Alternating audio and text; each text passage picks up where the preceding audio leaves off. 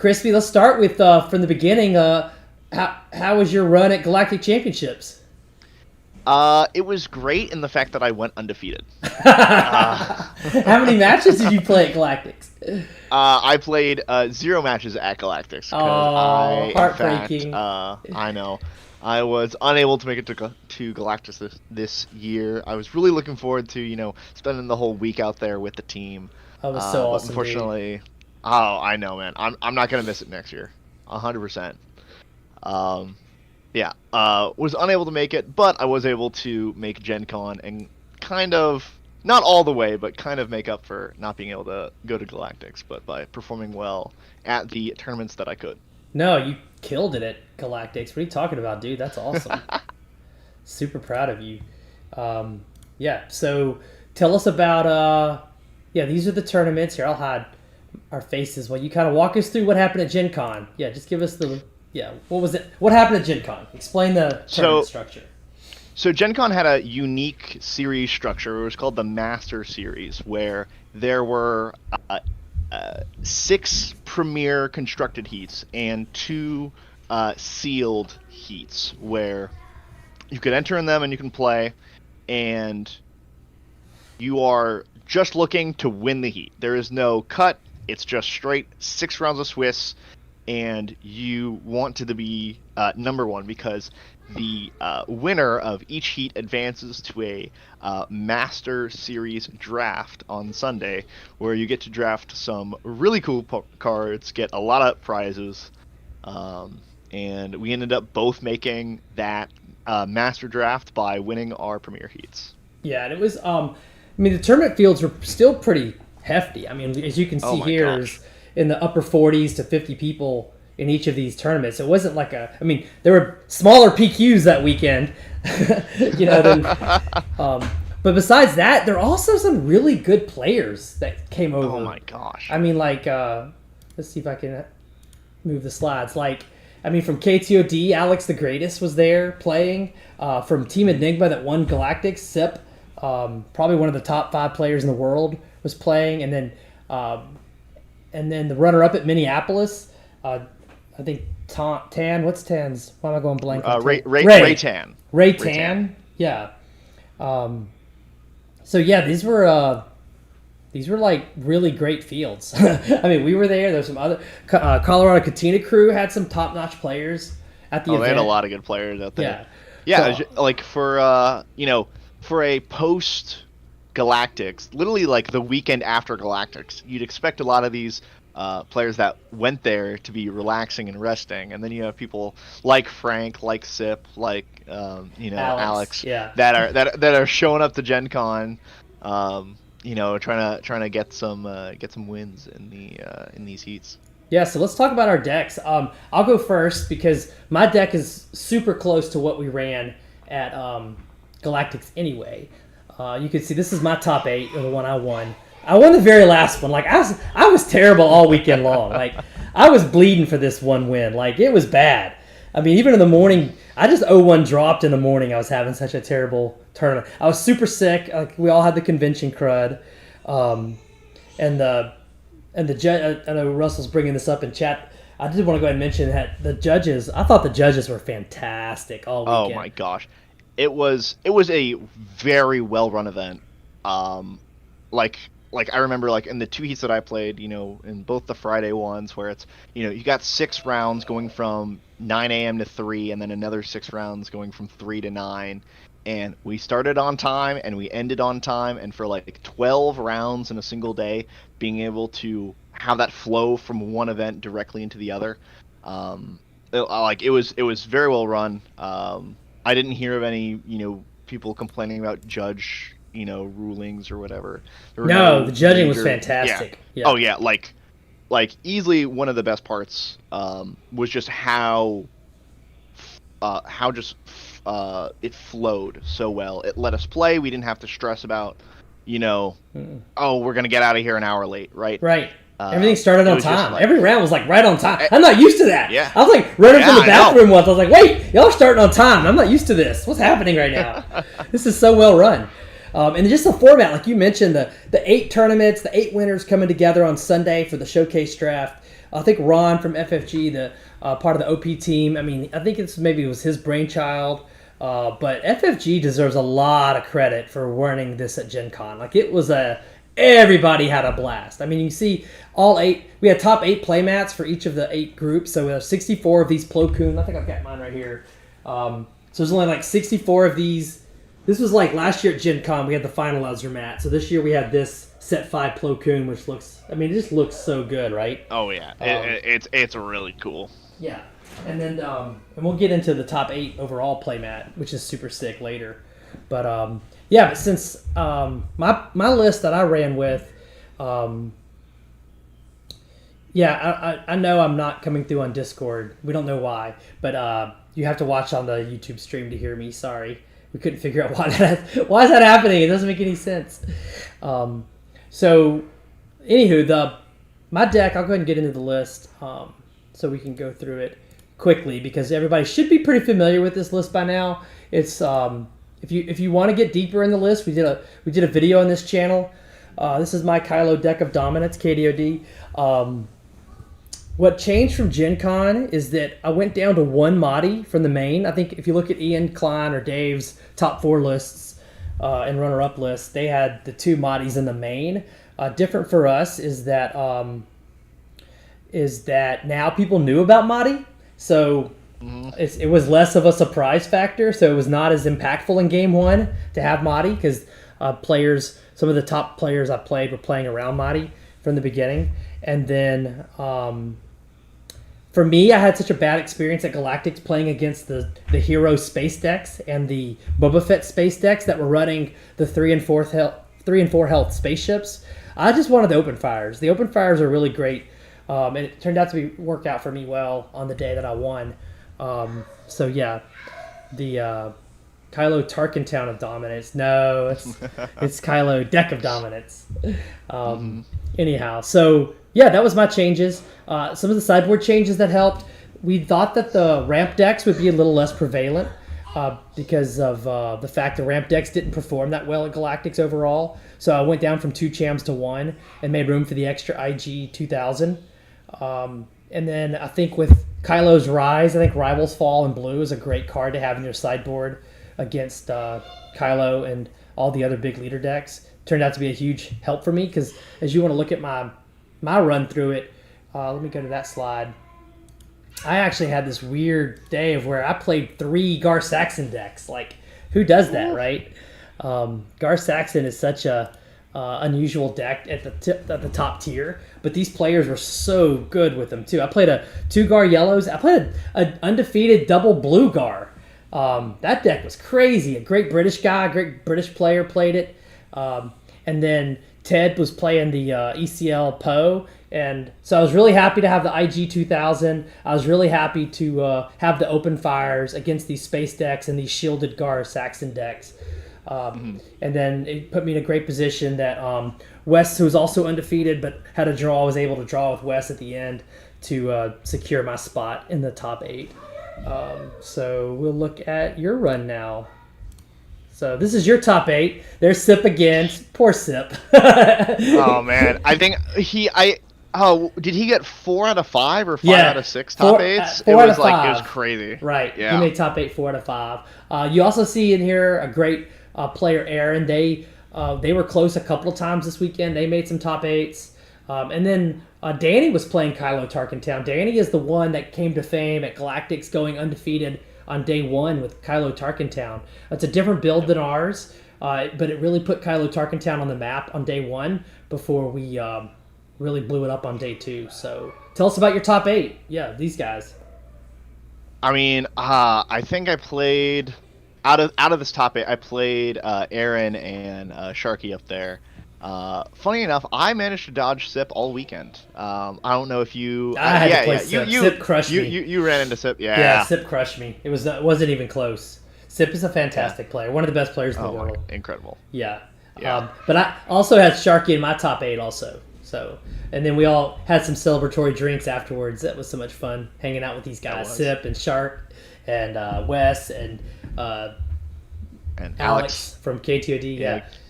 That's one thing that's so great about this community is like the top teams and the top players are all friends. I mean, we all want to hang out and do stuff together. It's like there's none of that like, oh, you're on KTOD, I won't have a drink with you. You know, that stupid stuff. There's different language for, you know, when we're at the table versus when the tournament's over, and it's just, hey, we're all friends, we're here to play a game.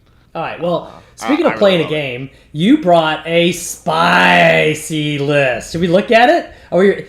This is what everybody's here to see. Let's see Crispy's crazy Kylo Tarkentown list. All right, I'm gonna cover myself up and let you talk about your list. Yeah. So I'll say it. To start off with, like, where I was in relation to the team working on this deck, I was a kind of a latecomer to the deck.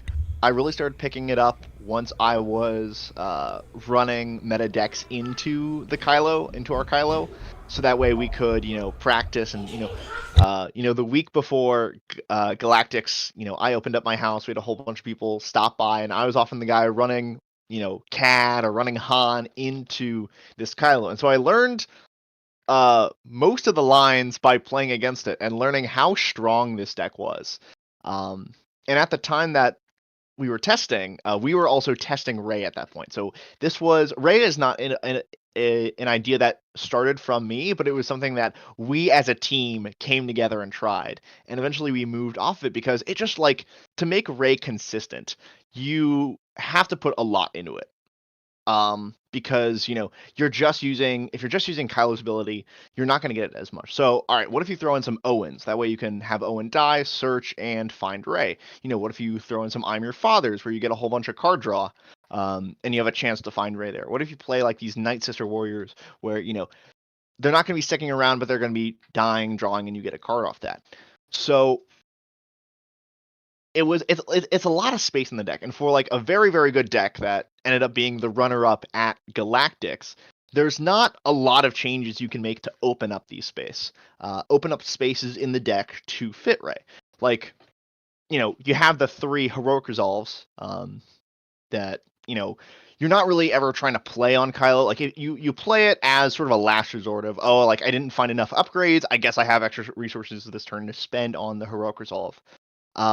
So I wanted my hero card in the deck, you know, not just to power Anakin, but have a chance to do something else. I didn't want it to just be a 3-of that only ever takes effect if I happen to draw an Anakin. So I wanted a way to take advantage of having those hero spots mean something. And I wanted to have it be Rey, because I was struggling very early on with these kind of mid-range decks that could push damage really fast, like Quinlan, Talzin. I was even slipping a lot to a Sabine here or there, or some Vaders, and I wasn't feeling the impact of Mahdi, where I only ever wanted to play Mahdi against the hang on, Crispy. Decks. I'm being photobombed. Hold on, we got to sue celebrity. Oh, no. We got to sue celebrity. Look at this guy. Hold on, where's my camera? Ah! Hey. Ah! It's world number 2, Ian Klein. What up? Ian, have you heard of this deck? He can't hear us. Yeah, we're talking about a deck you haven't heard of before, Kylo Tarkentown. Yeah, I don't know what that is, man. Crispy's walking through. So real quick, Ian, what's your opinion of adding the Rays? It's spicy, right? Dude, I tried to make that card work so badly. We all worked hard on it. It was the Monday before Galactics at the house that we tried Ray so much. When George went in there to stop us. Yeah, that card, the highs of that card are insane. So yeah, I had a Chris being able to get it with the Ray version, because we knew that it could be done. Yeah. So you're not making videos with us tonight because you're recording your own video. What are you doing tonight? Yeah, I'll be on Underwhelming Barrage again this week. Yeah, Tata and CJ's show. Yep, and it'll be a nice little recap of what the meta looks like now after Galactics and GenCon and a couple PQs. Talk about, maybe if there's going to be a ban. Who knows? Who knows? So yeah, we don't know yet. Check it out. It'll drop on Thursday like usual. Great. All right. Well, thanks for popping in and saying hey. Yeah. All right. See ya. All right. I'm going to go back and let you keep talking. But one thing I wanted you to mention too, Crispy, is that one of the basic parts of the deck is that we cycle the top cards so often with our natural leader ability of putting an upgrade and drawing. So what's the chance? Because that's the number one reason to have Rey, is that you could, almost any turn, you can use Kylo's natural cycle ability and find the Rey on top. So you want to talk about that and what the percentages are? So I think the original percentage is like, what are the odds you just draw a Rey off the top? It's like 6%. It's not great. It's not like, oh, I'm going to be constantly relying on this Rey effect to win me the game. And you can increase your chance of drawing a Rey every turn by playing these Owens, playing these extra draw effects. And it was something that takes up a lot of space in the deck. So I was like, all right, my teammates have done the work. They did their homework. They figured out how to make this deck great. I'm just gonna add in Rey. I'm not going to touch up much else. I'm gonna throw in one Owen. Just because I wanted another. I generally like 13 turn 1 plays, and I just wanted an extra Owen in there, and I'd rather the Owen over the Night Sister Warrior. And so that was it. Like, that was all the change that I wanted to make, and I wasn't going to commit good cards away from the deck just in the chance of like, oh, like this increases my chance of drawing a Rey by like 1% or 2% or however much it may be. I'm going to play a good deck, and at any given point, I have a chance to cheat. The odds are really small, but I haven't taken away good, consistent cards in order to do that. The only things that I've moved around are the Moddies going from the main to the side, and I wasn't really using the Moddies in the main much anyway against like these Data Vault decks. So it was just, I wanted to push Moddy to the side where I could bring him in for the matchups where I needed him, and then I could have Rey in the main as I always have a chance to get a random hit and take back the game. And this weekend, like Rey was an absolute legend. Like, I've had people say, "Oh, Chris, like I'm trying the Rey version now and I can't draw her." And when I was playing at GenCon, I hit Rey on so many different games and so many different times it mattered. Like, there were 2 times on the weekend where I had a turn 1 Rey kill, just free. They play a 2 health unit. I discard the top card of my deck. It's Rey. I get the free kill. I don't need to use Tarkentown. I don't need to use Migs. I don't need to use a Force Throw. I just get a free kill. And against aggro, like Aaron's great deck, the Lando Tarkentown, you know, in the final, we're both. Yeah, it's an incredible deck, and it's very scary. Goes wide, super fast, has a ton of pumps. It's like Sabine, but you've got the resource cheating rather than the ability to just ping every turn. And so, like, he started game 1 by just playing an N1 Starfighter. And I didn't have a great hand. All I had was Sage. I had like Sage and Power, and so like, I don't want to claim Power. I just want to draw. Maybe I get something. I discard an upgrade. I draw Rey off the top. No! Did you really? I did. Oh, that's sick. Poor Aaron. That's just bad. That's like, what, 6% luck or something? Yep. It's 6% to just top her off. That's part of the cards. Holy shit. Yeah, that's brutal. Poor Aaron. But yeah, it's just like, sometimes that's going to happen. Yep, it is. And sometimes that just wins the game. Because against aggro pre-board, I'm not super confident. I don't have the open fires in there. Yeah. So I'm just constant. I'm just taking that chance every turn. All right, this is gonna be the damage that gets me a kill. This is gonna be the card that gets me to damage something so I can Tarkentown it later. And it's just like those. You don't need to invest a ton into it. Like, I'm even thinking about cutting the Owen going forward. And maybe just saying, all right, 12 first turn plays are fine. Let's find another thing for this one of. Yeah, one reason, because I play a lot of first turn plays generally also, but it's different with Kylo5 because you get to see a 7th card on turn 1. So even if you only have 12, I think George told me it's like 13.5. It's like having 13.5 first turn plays if you have 12 in Kylo5 because of how often you get to draw a 7th card. Yeah, and that's kind of what I'm leaning towards, is like that 7th card feels like a 13th first turn play anyway. Mm-hmm. And I can find something else for that.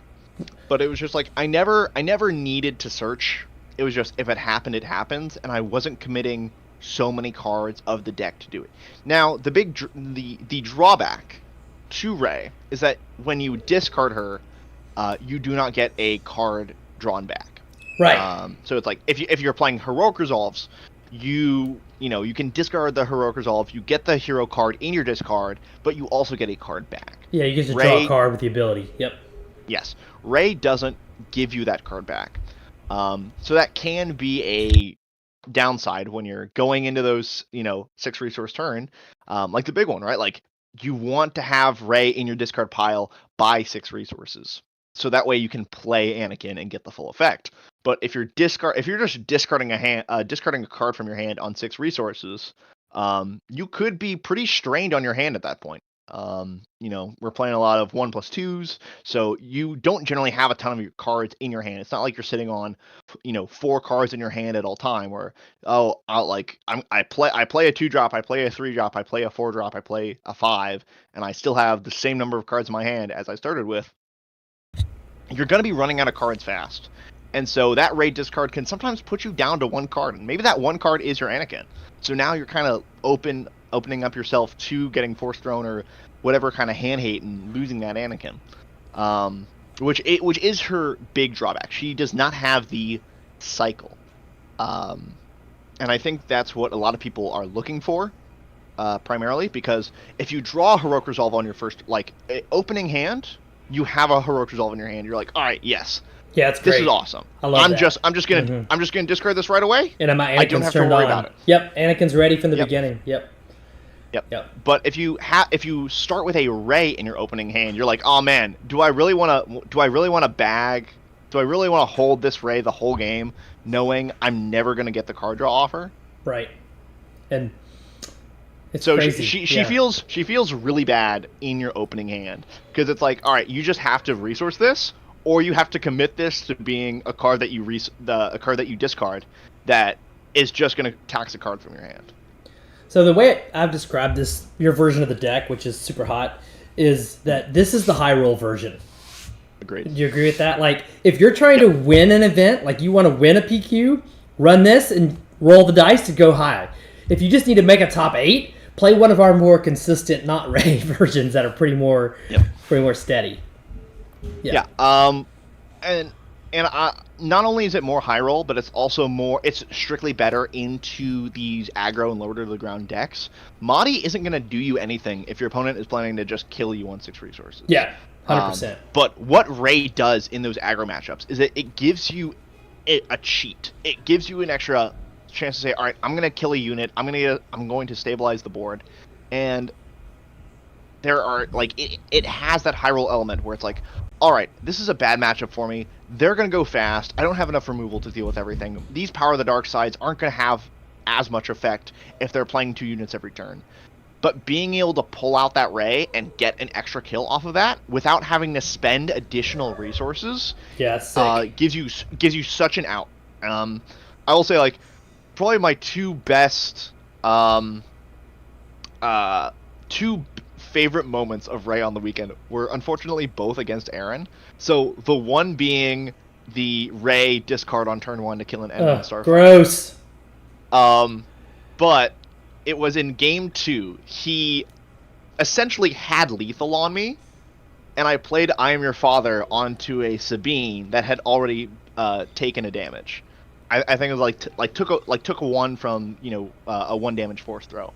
And I say, I am your father to Sabine. And, of course, Aaron's going to tell me to draw cards. And I draw 3 cards, and one of them is Rey. And I get the kill anyway. And he swings with everything. And he swings with everything else on board that turn. And it got me to 22 health, and I flipped Kylo and won the game. Oh, that had to make them so upset. Okay, well, let's look at your. Speaking of great matches, let's move on and look at your whole day that day. So yeah, walk us through your undefeated run. Yeah. So I started off the day against a Vader, which I do not like pre-board. I think that you really, really need the grenade strikes from the side and the rival's fall to deal with Vader. And that was generally not a great matchup for me early on. And I ended up hitting Rey, I think, in I remember hitting Ray one time. I think I hit Ray once in each game, and it was just like being able to get a free TIE fighter off the board. Just opens up that much. I played against a couple other kind of faster decks near the end of the day. Sharky on Cad Bane, which can be surprisingly fast and surprisingly difficult for Kylo. The Bazine being able to target your removal, and Cad Bane being a very difficult leader to remove unless you have the power ready or you have the lightning ready. Like that, like Cad Bane flips into a blaster, that can quickly rack up damage if you aren't prepared for it. The Boba Fett Data Vault also incredibly resilient to getting raced. And just with the indirect, you're not putting out a whole bunch of healthy units, so all that indirect is going to base. Lando, obviously, and then I had two much slower matchups.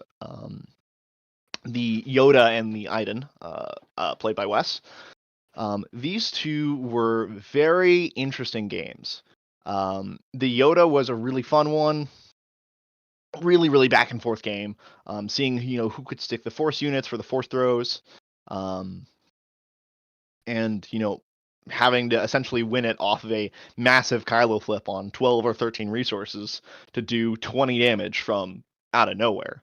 So yeah, that Yoda was a really fun match that I remember. And Wes on Iden, great player, great match. Just a lot of fun, a lot of puzzle. Because like Iden will always have the ability to heal and to get back into the game. A bunch of top ends. So once you get up there, they'll have the Devastators, they'll have the Annihilators, they'll have the Super Laser Blast to deal with Kylo. So it's all about taxing the hand early and really getting him into top deck mode.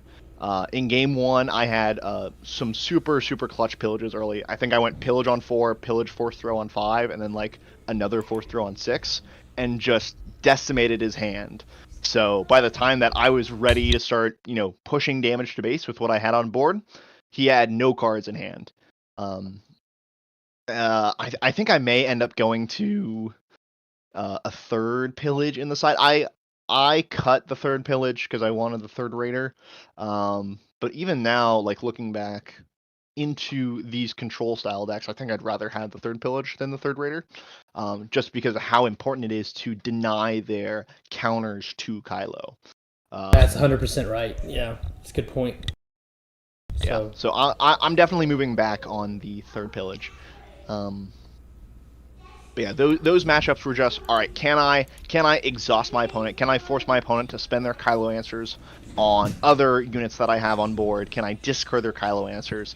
And then once I get up to like 13, 12, 13 resources, I can flip and swing, and hopefully that's enough. Yep. Yep, so good job. You did it. Definitely Aaron was one of the toughest opponents that we played over the weekend. They got super close themselves to making it. And then here, let's look at this is the top 8. We saw the Plo Koon play mat, but then here's I need to grab my mat. Okay, yeah, I've got mine. So what's so sick about this is there's only 8 of these playmats in the world. The Sorcerer Blast playmats. I think those look like, I don't know how good they look on camera right now or not, but because last year at GenCon we got the finalizer mat, but there's still 8 of those for every big tournament. But this weekend they only did 8 for the whole top 8, yeah. So, and you can see some of these top-notch players. Looking at it left to right, like standing on my right, he's from Team Enigma from Europe. And then in the middle, Evelyn, she is a fantastic player. She knocked me out of day 3 at Denver, or day 2 at Denver. I think her crazy cool deck was a Leia neutral, Leia Lake Country at Denver. And then I think she was on Yoda. When she played a Yoda Red or something? A super control Yoda. Mm-hmm. Yoda. Yeah, it was super good. And then one of my favorite people to meet was Nate here in the middle, the bearded guy in the middle from Colorado Katina Crew. He started off the weekend acting like he didn't know how to play the game, and then he ends up like making 3 top 8s and winning a whole pod by himself, just crushing people with his Hantu Blue. He switched over to an Iden. He wasn't happy just making top 8, so he switched over to an Iden. And then the rest of the field there. This was a fantastic event that FFG put on. Super good, right? Agreed. Yeah. But then let's talk about some of the. So we got these Dark Tyrannus. I guess everyone who played got the promo cards. Yep. That was sick. And then they blew us away with the pricing. There wasn't actually any new pricing for the top 8.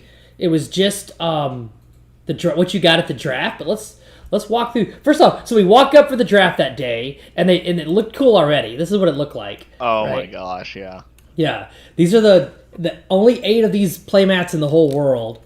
And then what's that little trophy at the top up there? Tell us about that.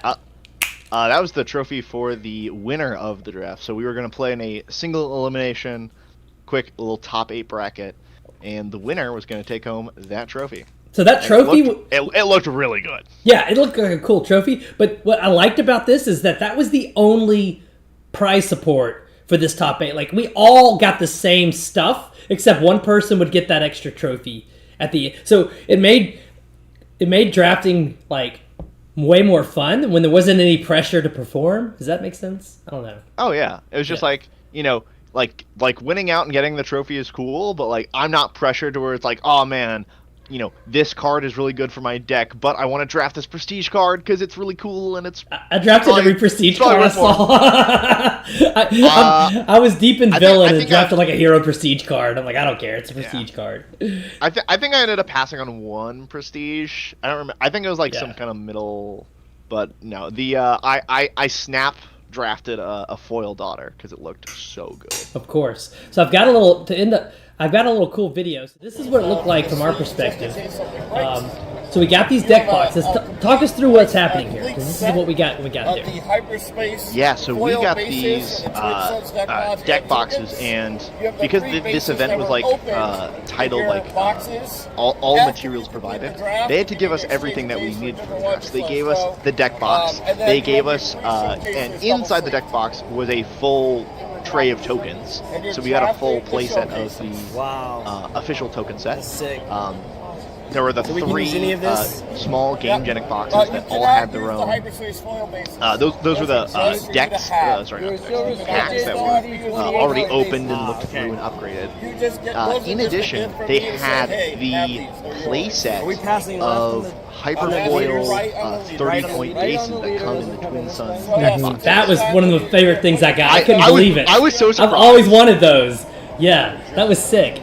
Getting those, for sure. And then you can see here... And then we just, inside the box, are just 3 showcases. These are your 3 to draft from. Those were my choices. And honestly, I was really looking for like an Obi-Wan, I was looking for a Talzin, I was looking for a Snoke, like any of the good leaders to draft with, and I didn't get any of those. So, more reason just to draft the best card available, right? Yep. Yeah. You pulling that Kylo makes sense. I ended up with Third Sister, Ahsoka, and Grand Inquisitor. So almost the same. I got Grand Inquisitor, Ahsoka, but I got the Kylo because how could I turn down a Kylo, right? Oh, you can't. No, I mean, if there's not actually a really good leader to draft with, then might as well just take a Kylo. Come on, I gotta stay on brand. Yeah. Yeah, and so then that's what it looked like drafting the leaders. I mean, it's still super cool. I'm glad people got to see what it looked like from our perspective, our POV of getting 3 showcases handed to you that you get to keep. Yeah, see how happy I was. We were all like so giddy doing that. And then this is what the packs look like. Yeah, they gave us these red boxes with 14 cards in them, and we got to pop them open and see what we got in our pack. So I'll just show this before we head out. If there's any more questions in chat, feel free to type in the YouTube chat, and I'll answer any questions anybody has. Or you can just see they had the prestige card just in the pack, and so I got a good one to start with. Do you remember what your first pack was? I think it was a Secret Sage. I think it was like a Hyper Secret Sage. Nice. This can go in any deck, and I don't think I was I wasn't happy with like the rare and legendary. I think there was like a supremacy in there that I'm like, I don't care. Yeah.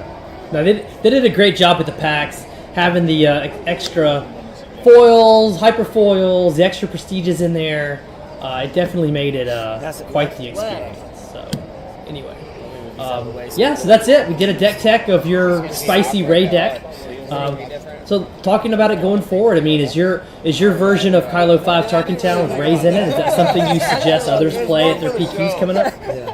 I mean, I'd want to talk with the team. Yes, we should do that. Specifically, now that I've had my fun playing with Ray, I want to go back to like the original deck builders on the team that were going with Ray, because I know Michael Carlock and Reflex were the two primary architects talking about Ray.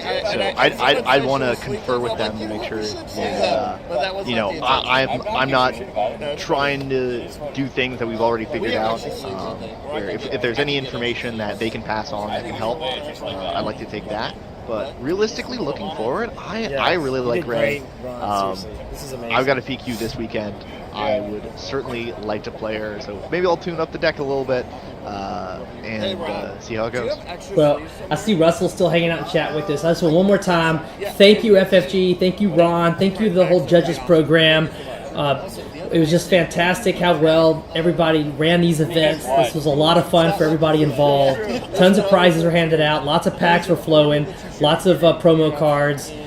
So many. It was so encouraging for Star Wars on the heels of Galactics to see so many people at GenCon wanting to play Star Wars. 8-player pods were firing off every few minutes. It felt like. I mean, just so much demand for Star Wars. The game is in a really healthy spot, and real excited to see where the next where the game is at GenCon next year.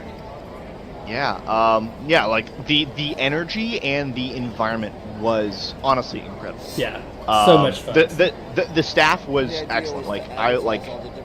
Like insane. Like the judges, you guys were friendly. You guys were timely. You guys were very, you guys knew what you were doing. So huge shout out, huge props. But yeah, just like there were so like we were doing our rounds, and then there'd be like a draft pod that went, and there'd be another premiere pod that went. Like there had to have been like thousands, like at least. Yeah, it was crazy. I'd say at least 1,000 players.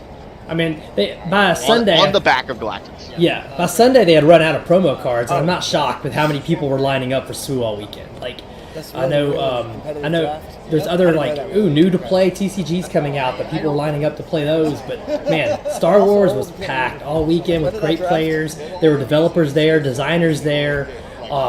It was just so much fun, man. I'm just so excited for our game going forward.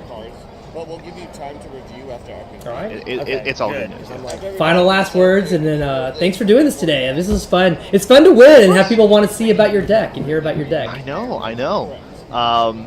Yeah, like I'm always, excited to talk about these fun builds. Anyone who knows me knows that I can't ever just play the best deck. I always have to play my own deck or my own variation of the deck. So I'm glad that I'm able to find a deck, our team deck. We put a lot of work into it, and then I'm able to piggyback off that and use the strength and support of our team, and I can make it my version, and I can still have fun with it, and rep y'all and have so much fun and go out and win games. Speaking of team deck stuff, if you're not subscribed to the channel, subscribe, because we just announced today that George the Hulk and Ian Klein are going to be doing a new game show. It's like, I don't know, like Iron Chef, but it's going to be like Cardboard Chef, where they're going to be giving like secret cards you have to build a deck with, and then compete building decks with like crazy card combinations. So be sure to subscribe to this YouTube channel to see that. And then Crispy, are you able to play on Sunday with us? We're going to be doing Bothan Fight Night or Bothan Brawl Night, whatever it is. Are you able to come for that? Absolutely. Yeah, so anybody watching, if you want to come Sunday afternoon U.S. time, I think we're starting at noon Eastern, we're going to open up all of our public rooms. We're going to have a Bothan competition team person sitting at a table with a meta deck. You can come play a couple of games. We'll be talking and voice chat. It's going to be a lot of fun. Getting people ready for PQ season is getting really going. And if you want to, I know we'll have Dave from the top 4, Ian from the top 2. So if you want to come play them and see how you would have done in the top 4 at Galactic, you'll have that chance Sunday at noon here on at the Bothan Network. Come hang out in our server with us. All right. Sounds great, everybody. Thanks for hanging out with us. Thanks, Chris. You did a great job. Hey, thank you.